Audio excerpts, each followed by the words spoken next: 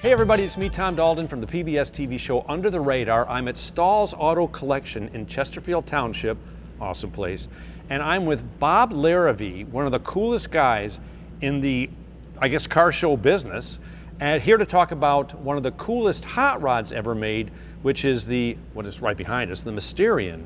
Yes. And this goes way back with you, doesn't it? It really does, because I met Ed Roth in 1960, and it was really a thrill to have a chance to meet all my heroes, and Ed was certainly one of them. Yeah, it was Ed Big Daddy Roth, right? That's right. And he designed this car. Yes, and meeting Ed was really different because I was brought up in a very conservative family. Yeah. And I'd never met anybody like Ed, didn't even know they existed. And when I met Ed, it was like, wow, here's a guy that's really way out, and yet was a really super guy. And in fact, we became such good friends, I even went to his funeral. So I always valued his friendship, and I ended up buying 3 of his cars, the Outlaw, the Beatnik Bandit, and the Mysterion, the original Mysterion. All 3 incredible hot rods. Yeah. And Ed was really more of a designer or an artist than he was a gearhead, right? Well, unfortunately, he wasn't an engineer. Yeah, because I understand this car wouldn't really have run and that was well. the real problem with this car. The frame especially, we kept having problems with the frame because with the 2 engines, the car weighed a lot, and the frame just wasn't built strong enough for it, and that was one of the main problems, and that was why we quit showing the car, actually. Right. But this car was built as a tribute to Ed, and followed the exact lines of the original one, and hopefully corrected all the faults. So. Yeah, if you get a chance to come to Stahl's Auto Collection, you've got to see this car, the Mysterion. You'll never see a hot rod quite like it. Another reason, Bob, I'm such a huge fan of yours is because Autorama, I was in radio for years, and it was our favorite car event to go to because it was the most fun because of the cars and the people. Well, it started as a hobby, and I had no idea. After I had my first success in Toronto in 1960, my folks said, well, put the money in the bank, and within 20 years we were producing right at 100 events in the United States, England, Canada, Alaska, and Hawaii. Wow. So we took the concept of Autorama that we had learned at Detroit and took that concept all over the country. And that's why we were so different, because nobody else really thought of doing what we did. And I often say we succeeded because of our ignorance. And you weren't smart enough to know any better, so you did it anyway. That's right. If we had listened to other people, we'd have never been successful. But we didn't, and we were just determined to go ahead. We thought we had a winning concept, and it ended up to be well, it basically spurned all of the shows that have become a part of the hot rod sport. Well, yeah, I mean, that's why I was so thrilled to talk to you, because you've brought so much fun and joy to a lot of people, and you won a lot of awards, correct? Well, yeah. Come on, don't be modest. Well, one of the big thrills was getting into the Hall of Fame at the SEMA show, which really knocked me for a loop. I never thought I would get in there. I'd been nominated many times. It was the kind of thing you just don't think is going to happen.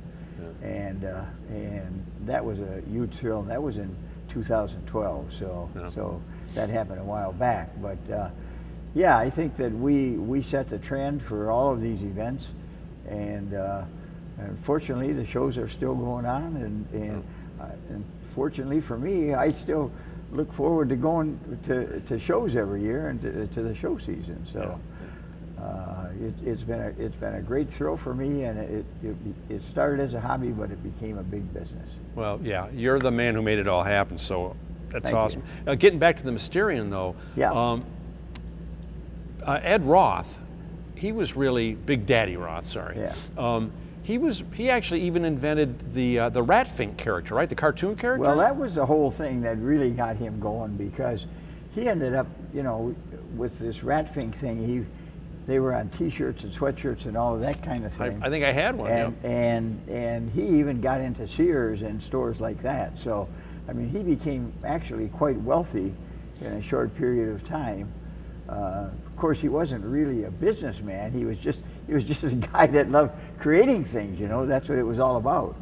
He had these crazy ideas, and they all became legendary. Also, he was the first one to get models made of his cars. Revell, which is a West Coast company, saw his cars, and they signed him to a contract, and they were the first ones to bring out a model of the Outlaw, the Bandit, and the Mysterion, and that spurned that whole model thing that took off like crazy with kids all over the country.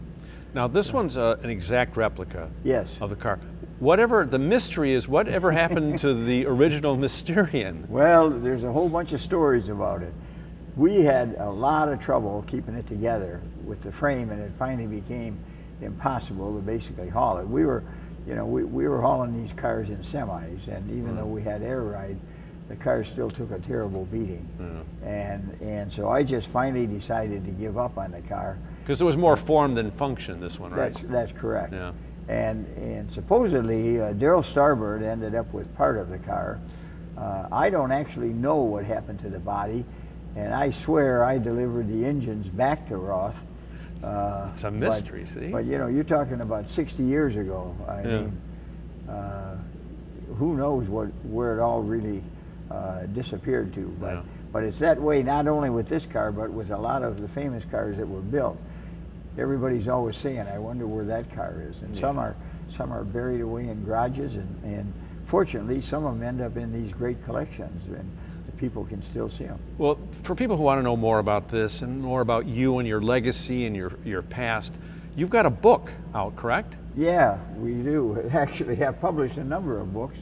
Larry Erickson, a really well-known hot rodder who had designed cars for Boyd Coddington and for the Billy Gibbons from ZZ Top, wanted to create some really great customs, and he approached me 4 years ago and said he thought that there was a great need for another book. There's been a lot of hot rod books published over the years, of course, and I was sort of questioning whether this would be a success, but he brought a whole different dimension to it, and he's a great designer, and of course I'm talking about Larry Erickson, and he really has put out a terrific book that's called Hot Rod Dreams, and it just came out, and we're just starting to distribute it nationally. It's called Hot Rod Dreams. Yeah, and Billy Gibbons wrote the foreword in it. So that's awesome. That's a pretty good recommendation. So yeah, and we have great hopes for it.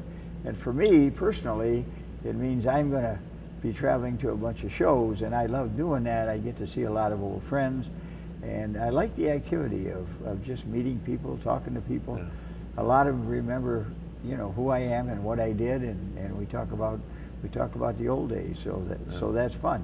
Well, you've given me a lot personally, a lot of great old days, because I've had so much fun at Autorama. Seriously. Yeah, if you want to see the Mysterion, come to us, Stahl's Auto Collection in Chesterfield Township.